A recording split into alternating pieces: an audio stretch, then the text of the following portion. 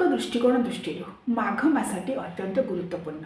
आम जाने दर्शक बंधु आ का मा बई जितेबाला कार्तिक पूर्णिमा दिन आम बोईत बसई था डंगा बसई था से कथा को उच्चारण कर आ का मा बई पान गुआ थोई पान गुआ तोहर मासक धर्म मोहर। अर्थात ये जो चारोटी मास आषाढ़ कार्तिक माघ एवं बैशाख ये चारोटी मास को आमर हिंदू सनातनीय परंपरा अनुसार आमर आध्यात्मिक शास्त्र दृष्टि गुरुत्वपूर्ण बोली कहुई।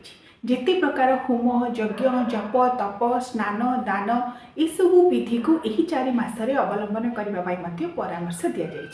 आषाढ़ कार्तिक बैशाख मास परी माघ मास अत्यंत गुरुत्वपूर्ण बोली कहुई। पवित्र माघ मास जो मासर देवता होती स्वयं श्रीहरि नारायण विष्णुंकर स्वरूप माधव माघ मासरे माधव को आराधना कराए। तेणु आगक जेहेतु माघ मास आसूची आपण मैंने माघ व्रत किपरि पालन करेंगे कारण जेपरि भाव में आषाढ़ मासरे आषाढ़ी व्रत पालन कराए आषाढ़ शुक्ल एकादशी ठार चतुर्मास्या पर्यंत चतुर्मास्या व्रत को पालन कराए। अनेक लोग चतुर्मास्या गुरुवार व्रत पालन करती चतुर्मास्या गुरुवार व्रत अनेक लोग बैशाख मासरे बैशाख व्रत बा बैशाखी को पालन करती एवं अनेक लोग कार्तिक मास सारा कार्तिक व्रत को पालन करती।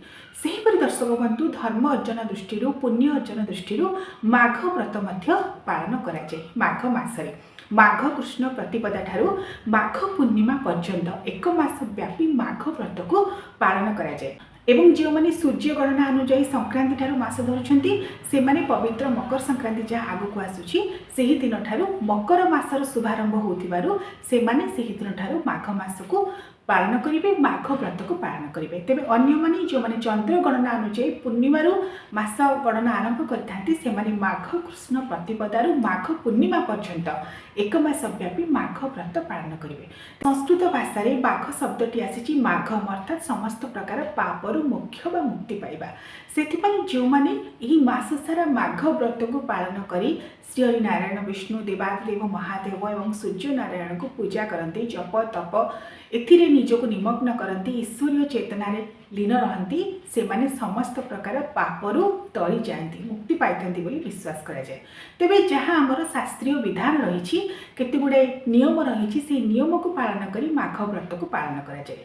प्रथम नियम होउछि माघ मासरे जो प्रथम विधि ताहा होउछि माघ स्नान बा माघी स्नान बोली याको कहा जाए।